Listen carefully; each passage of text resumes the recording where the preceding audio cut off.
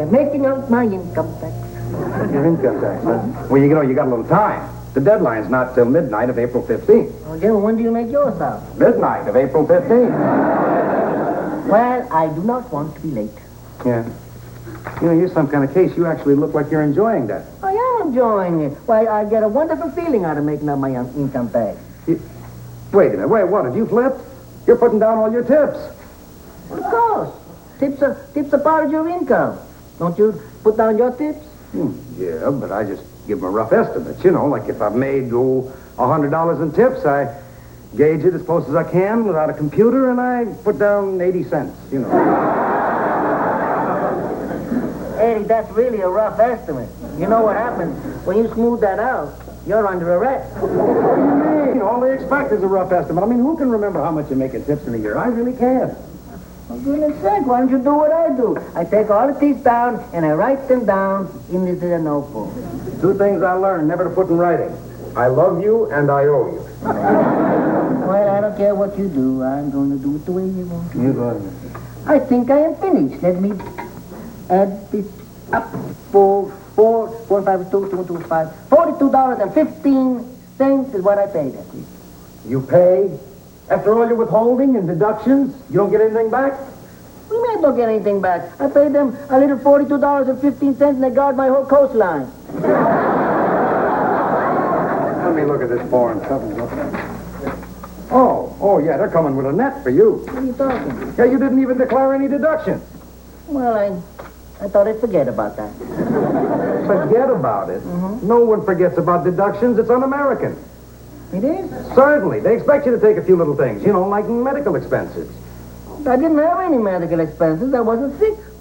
Now, at income tax time every year, every healthy American is sick. The least you could have done was use the short form and got the automatic deduction. No, I decided to use the tall form. Anyway, you take care of yourself. You take care of your lovely locker lining over there. I will take care of the United States government. As a matter of fact, I'm so happy that I got a chance to give the income tax money to the income tax people. I am going to write the income tax people a letter. Uh-huh. You go ahead. Play it your way. Be honest to the penny. Now, let's see. What should I say to those income tax people? Dear tax collector portion of America, here is my income tax. Comes to a total of $42.15. I'm very glad to...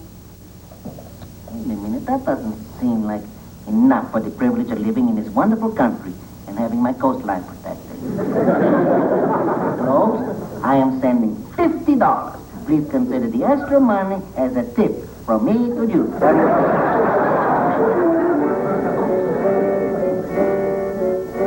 Josie Jimenez.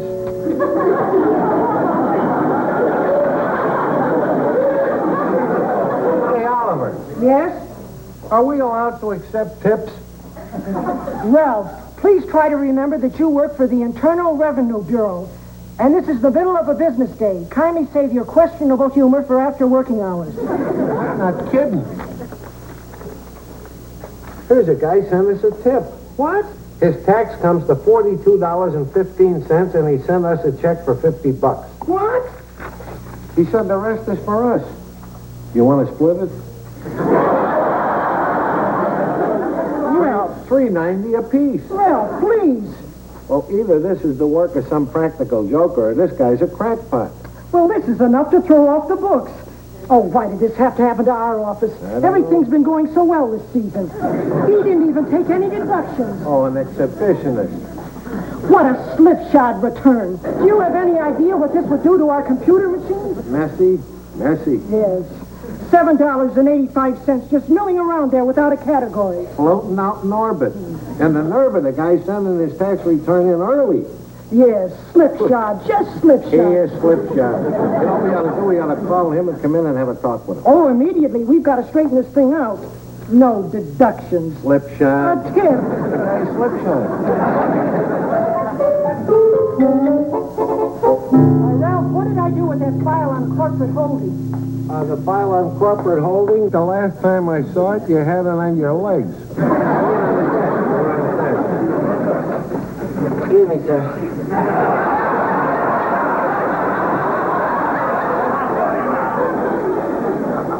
Sir, excuse me. Yes? Is this the income tax paying place? Yes?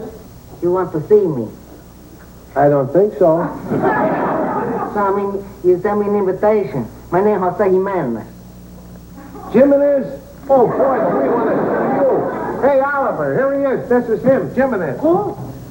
Simon Jim Jimenez, the big tipper. Oh, my goodness, yes, indeed. Do we want to see you? Oh, boy, do we want to see you. That's very nice. Well, we asked you here because of that $7.85 tip you sent. You know, the $7.85, that's what we want to talk to you about. You didn't have to bring me down here to thank me. You could have just sent me a note. What? You know, a thank you note like, to Jose, thanks from the gang down at the United States of America.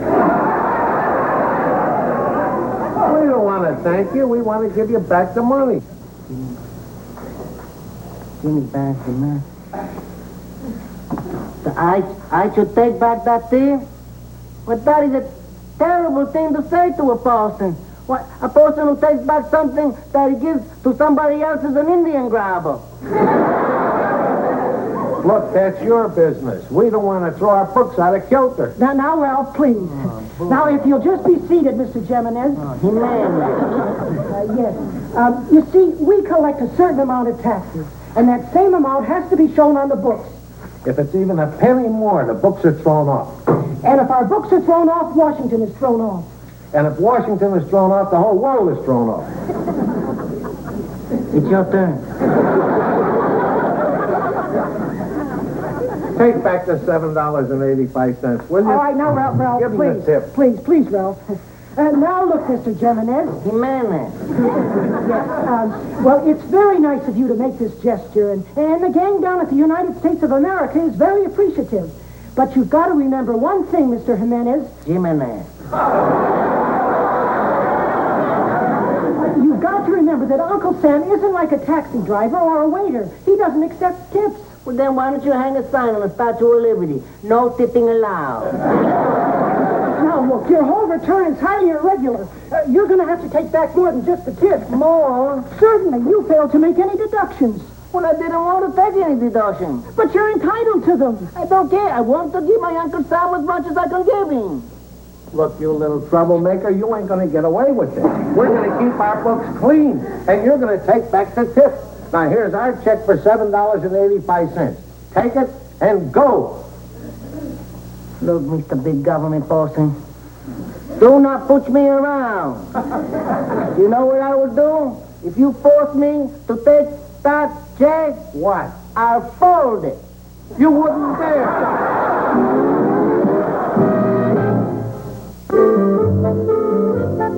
I appreciate your position, gentlemen. Well, Mr. Phillips, we hate to bother an employer in matters like this. It's highly irregular, but this Jimenez is such an extraordinary case. I mean, we just can't seem to reason with him. Yes, I know. Everything you say to him goes in one head and out the other. Well, if you could talk to him, Mr. Phillips, it'd be a big help. I certainly will. This affects me, too, you know. My board of directors would hardly beam at the thought that I hired such eccentric personnel as the Jimenez. I'm supposed to get my employees from a reliable agency, not from a tree in the park. Well, do you think you could talk to him, Mr. Phillips, and get him to take the money back? It's very important to us. And to me, sir. The Park Central Hotel has a reputation for being rather solid.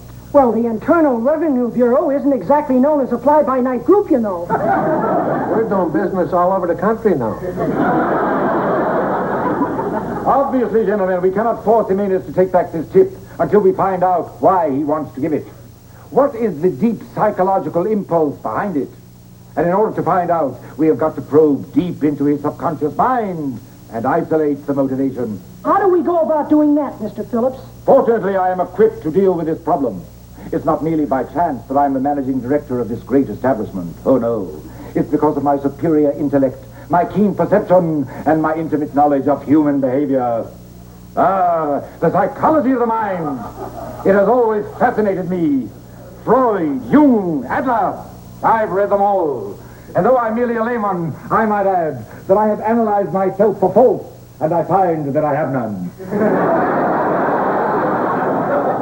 This guy sounds like a real comer. Please. Well, thank you very much, Mr. Phillips. We certainly appreciate this. That's quite all right, gentlemen. You may return to your office with your minds free of concern. And rest assured, I will get to the bottom of Jimenez. Come in. I don't know what I did, but I'm sorry. Come in, Jose. I thought we might have a friendly little chat, you and I. We so seldom get the opportunity. You feeling all right, Mr. Phillips? Yes, I feel quite fine. Okay, let's have a friendly little chat then. Well, let's go over there, shall we? We'll be more comfortable. Boy, that's nice. Why don't you lie down? Lie down? Yes. I'm not tired. We can talk more easily that way. You've been on your feet all day, Jose. It might feel good just to relax. There.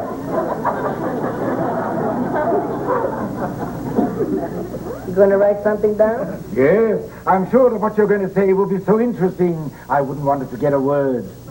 Listen, why don't you give me a piece of paper, and then if you say something interesting, I can write it down too. That won't be necessary. Let's begin with your childhood.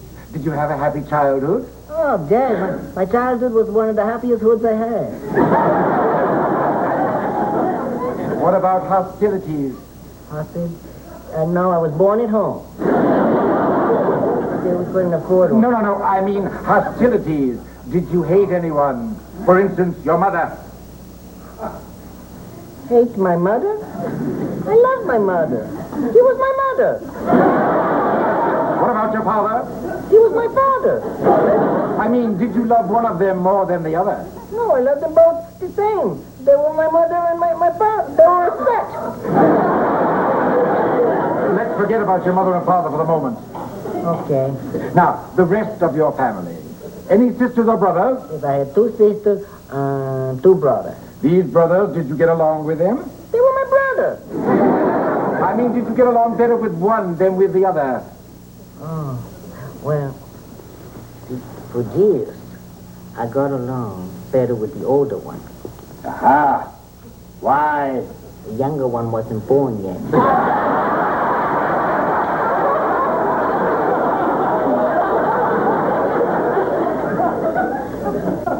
You didn't write that down. You might forget. Never. Now, Jose, after your younger brother was born, and you realized that you were no longer the baby getting all the attention, you felt neglected, didn't you? No, I didn't feel neglected. We were nice together. We shared everything. You know, the 3 of us brothers, we all slept in the same bed. Now we're getting someplace. We are? Because you had to share the bed with your 2 brothers. You felt resentment. No, I felt warm. I slept in the middle. They were fat brothers. Slept in the middle. Didn't you ever sleep with your brothers? No, I didn't have any. I was an only child. Oh, gee, that must have been very lonesome for you. Yes, it's very difficult being an only child. Well, didn't you have a pet, like maybe a dog or something? No, I never even had a little dog. I used to stay in my room and cry. Oh, for goodness sake. No kidding. Well, that's terrible. But didn't your folks, sometimes they make nice on you, you know, and hug you and make you feel wanted? No, I never told my mommy and daddy. I kept it a secret between me and my teddy bear. Well, you were a very brave little Mr. Phillips. My teddy bear was my best friend. And next to him, I loved my squeaky giraffe.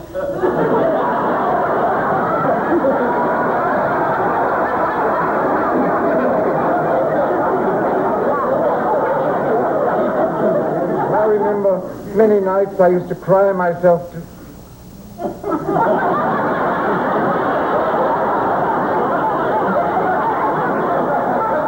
What are you doing there? And why am I here? We're talking about you, not me. That's all right. You say it and I'll write it down. You won't write anything down. Get back on that couch. Now. We will leave your childhood and come to the present. We're at the present. Yes. Do you dream at all? Oh, yes, I dream it all. What sort of dreams? Well, let's see, sometimes I dream like a president or from a bank, or sometimes I dream like I'm a big movie star. So, in your dreams you become someone else. So the pay is better. And sometimes your dreams carry over into wakefulness, don't they? Wakefulness? Yes. You hate being what you are, don't you? You're ashamed of being a bellhop. Oh, yeah, no. So you become someone else. Someone who throws away money with a lavish hand, giving tips to the United States government. How did you find out about that, Mr. Phillips? The entire Internal Revenue Bureau is very concerned about your case. Be convinced, Jose. Take the money back. Oh, Mr. Phillips, that's a terrible thing. That's a real trick. And I thought that you were really worried about me and my mother and father and the brothers and everything. Well, if you don't care about my brothers and my mother, I don't care about you and you're a squeaky hurrah. Wait a minute, Jose. Believe me, it's the only way. Take the money back. Become the real you again. But I don't want to take that money back. Jimenez, why can't you be like the rest of us? Why can't you learn to walk with the crowd? Because sometimes the crowd isn't walking where I want to go.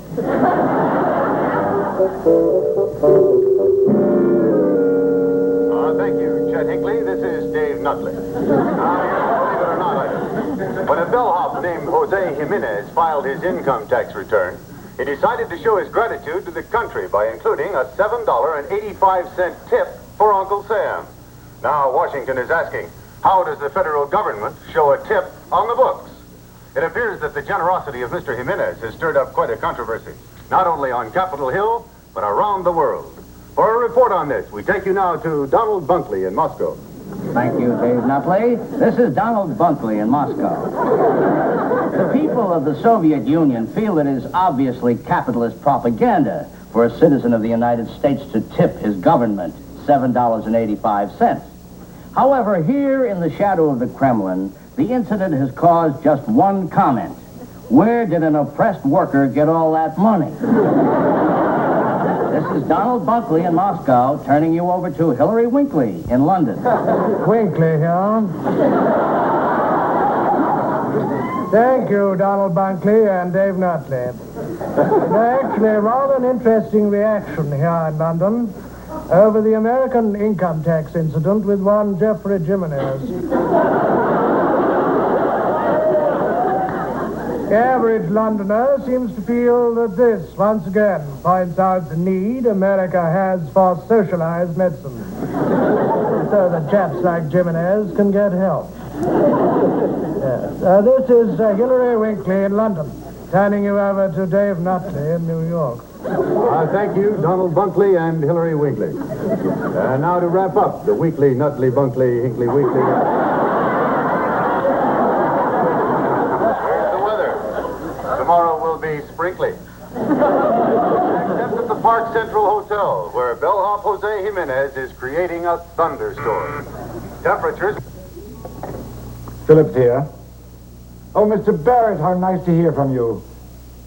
Yes, I just heard the news. But, Mr. Barrett, Jose is a good boy. I assure you he meant no harm. Yes, I know you're the chairman of the board. Very well, sir. Whatever you say, goodbye. Send Jimenez in, please. Turnabout is fair play. Bellhop tips Uncle Sam. Jose Jimenez, bellman at the Park Central Hotel. And, You want to see me, Mr. Phillips? yes. Oh.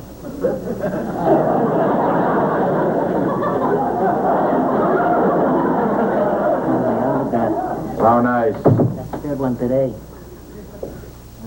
Oh, for goodness sake, could I please have that when you're through with it? I can put that in my scrapbook. Jimenez, I have to talk to you. Oh, good. Do you want me to lay down first or you? Just remain where you are. You have become quite a celebrity, haven't you, Jimenez? Thank you very much. Do you have any idea who just called me? Somebody wants my autograph? The chairman of the board, that's who. A man that important wants my autograph? He was demanding to know what possesses me to harbor an employee like you. I don't understand. Then let me make it clear for you. You have become an international nut. Now I understand. See, I was just trying to do something nice. And as always, you get us into a mess. What sort of publicity is this for the Park Central Hotel? Jose, I'm afraid we have come to the end of the line, you and I. One of us has got to go. Mr. Phyllis, you don't... I hate to do this, Jose. I really do. Basically, I'm very fond of you. But this is no longer a choice for me. It's out of my hands. That's all right, Mr. Phyllis. I know you got your job to do. I'm truly sorry, Jose. Though there may be no place for you here, I'm confident that there's a niche for you somewhere else. I'll give your future employer a letter of warning, a recommendation. That's all right, Mr. Phyllis. You got... Come in. Hey, here he is, Oliver. I found him. Oh, good. We were looking for you, Jimenez. Gee, you know something? It's good you came here, because that saves me a trip down to your office. I got to take back that tip. I know, just to borrow it. I'll give it back later. Oh, but you can't have it. You gave it us. It's ours. What are you going to be, an Indian grabber? You told me that tip was throwing your books out of the cruiser. No problem. Don't worry about your $7.85. The Bureau has made an appropriation of $5,000 to figure out how to handle it. That's good, but I'm afraid I'm still going to need that back, because a guy who doesn't have a job can't be a big tipper. You mean you're unemployed? Yes, I've been fired. Fired? It was my fault. Mr. Peters didn't want to do it, but it anyway gave me a letter of warning. Gentlemen, there are certain pressures I cannot ignore. I did what was best for all concerned. Best to fire the sweetheart of the Internal Revenue Bureau?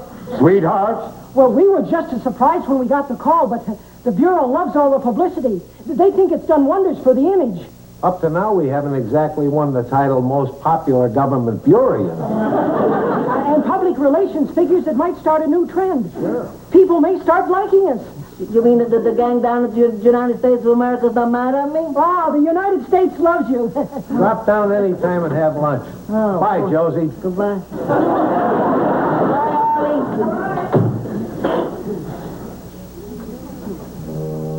Well, it sure is a shame that such a sweetheart doesn't have a job.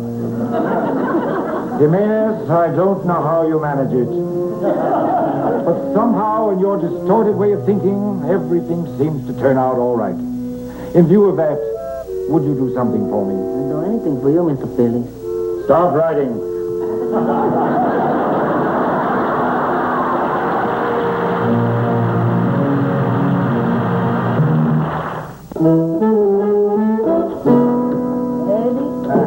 When you hear this fantastic news, America's truly the land of opportunity. You know what I just realized? What's that? What? Well, you know the tax that I paid it to Washington? Yeah, I'll get you. You can also pay taxes to the state government. You wouldn't make up a thing like that just to excite me, would you? Oh, well, wait till I write that letter. And dear Governor Post, I just found out the good news.